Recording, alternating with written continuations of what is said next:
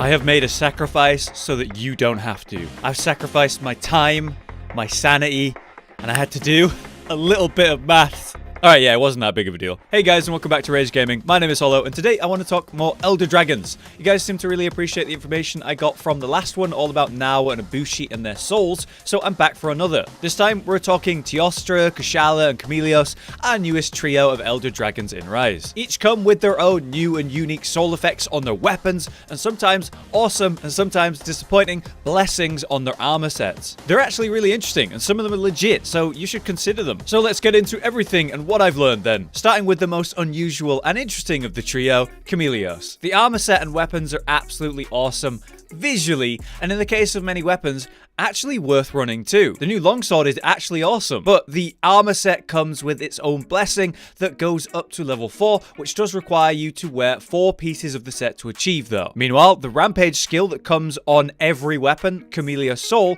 is a lot easier to activate. You just equip it to a weapon. The Soul is really interesting. It works like this. Landing a hit will yield a small chance of boosting health, stamina, attack, or even defense. Basically, after 1 to 10 hits on a target, you're going to proc one of the 4 possible mini buffs that will last roughly 60 seconds or the burst heal. Pretty cool in concept, but it is limited. There's a rough cooldown of 60 seconds every time you proc an effect, meaning once you procced an effect, you won't be able to proc another for another 60 seconds. From there, it can once again be any of the 4 effects. There doesn't seem to be a rotation system in place, just true RNG, so you could keep getting the same one over and over. The defense buff provided me with 20 defense, which is an okay amount, but not amazing. The stamina buff works like a dash juice, restoring stamina faster during the buff. Kinda useful for maybe a dual blade user or other stamina expensive weapons. The health proc is actually a huge chunk of health, roughly half of your health bar back from this burst heal. However, you can proc this heal when full health, unfortunately,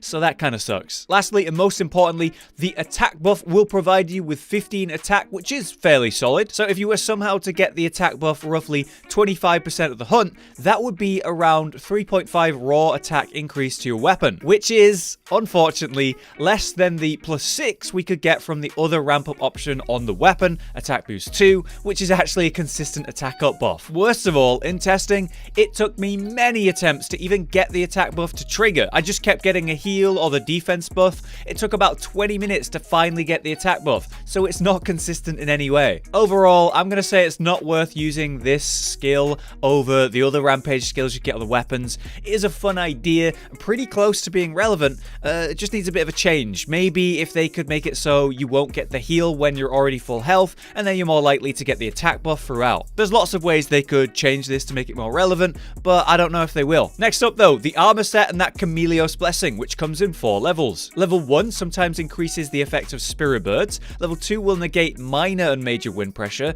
and then level 3 extends the duration of your poison effects. Finally, level 4 negates all wind pressure. Basically, extra effect on your Spirit Bird pickups sometimes, wind resistance, and longer poison effects. Poison has not been very impactful so far, but it is useful against Kushala specifically because it makes the fight a bit easier and deals nice damage. This blessing is hard to go for, since it will require 3 pieces of Chameleos to achieve that extra poison, which is a big sacrifice on your set. You might be interested in that level 1 Spirit Bird buff with just 1 piece of Chameleos set, but sadly, that's not relevant either. You see, when it does work, it's barely relevant, and worst of all, it only activates sometimes. That's just really bad. I don't know why they did that. It should trigger like 90% of the time, if not 100%, and it wouldn't really be that relevant if it did. So wind resistance is something you can easily decorate when needed as well, so it's certainly not worth committing 4 pieces for that. So overall, I don't think any levels of this blessing matter or worth committing to.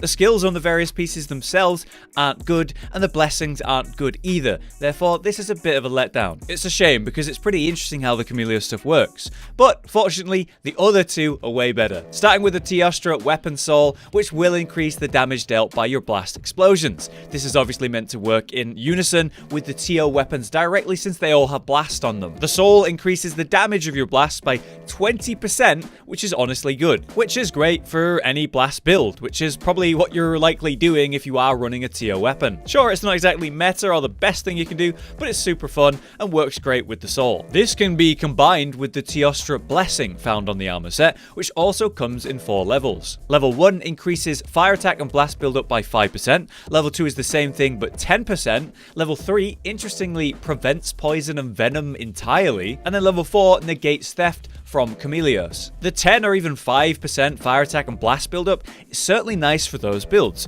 and you can grab one piece and the blessing from gloves easily since they're a solid piece from any sets, and I'll even be using them in my longsword build, so very likely to get that 5 or 10% increase. 3 pieces for poison and venom immunity is pretty interesting. It's really nice for fighting Chameleos. It would make that fight a lot easier, and since again the set isn't bad and the skills are good on it, it's not terrible to run specifically 3 parts when you're fighting Chameleos to make it easy. Finally, negating Chameleos' theft procs is something I actually dislike. Sure, when he steals your spirit buffs, it's not ideal, but you have the ability to knock them back out of him and get them back, so it's not a problem at all, and certainly not worth putting on 4 pieces and sacrificing your entire build to achieve. Overall, I like the potential of 5 or 10% fire or blast increase, considering how good the armor set is and how easy it will be to get the blessing from the pieces in meta builds. It's very relevant, and I'm looking forward to running it. Lastly then, we have Kushala to talk about. This one's pretty brilliant too. Kushala weapons come with Kushala Soul, which provides affinity scaling on consistent hits. This actually will go all the way up to 30% affinity, which is insane. Thing is, you will need to hit a lot and keep hitting to maintain the buff though. So slow weapons, this isn't really going to work for you. The affinity buff will drop if you stop attacking even for a few seconds or sheath your weapon. But obviously this is great for a fast attacking weapon, most obviously the dual blades like I'm doing in this testing. I think this is a brilliant soul and well worth using in combination with a fast hitting weapon, even better when combined with a good ice build against a monster weak to ice, because obviously that's what this weapon is for. This continues to synergize with the Kushala Blessing from the armor set. The armor set comes with its blessing, right, which you guessed it, comes in 4 levels. Level 1 is water and ice attack increase of 5%. Level 2 is the same thing but by 10%, very similar to Teostra. Level 3, however, has the interesting effect that lets recovery exceed the red portion of the health gauge. So whenever you take damage and you recover that little bit of the red health back over time, it can now heal past that, which is pretty nice. It's a big heal. You might even recognize this effect from the Valhasak Vitality effect in World when you had 3 pieces of that set. It had the same effect. Lastly, level 4 will nullify all heat damage. This immunity to heat damage might have been more relevant in the past, but isn't so much these days. Teostra causes heat damage when enraged, so you'll take sort of small damage when standing near him when enraged. In Rise, the damage of that effect is reduced, so it's a lot less than it was before, therefore that immunity matters a lot less. Certainly not important for the fight and not worth 4 pieces compared to wearing a better mix set for the fight. On the other hand, level 1 and 2 of this blessing is solid. A 5 or even 10% ice or water attack increase is really nice for any of those elemental builds. If you're using the waist or boots, you'll get handicraft, pierce up and recovery speed skills potentially. Getting level 3 is going to be a harder sell.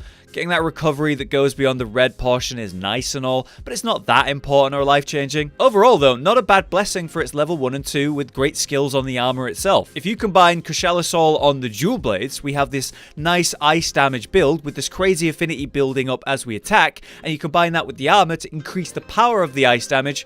I just think that's really good. But there you have it, the 3 new Elder Dragon Souls and their blessings, and my thoughts on them. What do you guys think? Kushala Soul is brilliant. I love TOs for the blast builds, or of course fire attack. I'm going to be running a hammer with blast just for fun. And as much as I think the Chameleos Soul isn't worth running, I do think it's really cool and fun. I just hope it be a bit more relevant in the future. Overall, this was much better than the awkward and very broken Nawa and Ibushi effects we recently covered, and a nice step forward for this cool system they're doing in Rise. So I'm looking forward to seeing more of this in the future, probably in 3.0. Make sure to support the channel and me for putting the time to test this stuff by dropping a like on the video. It'll also let me know that I should make more things like this. And if you're feeling extra cheeky, drop a comment for the algorithm.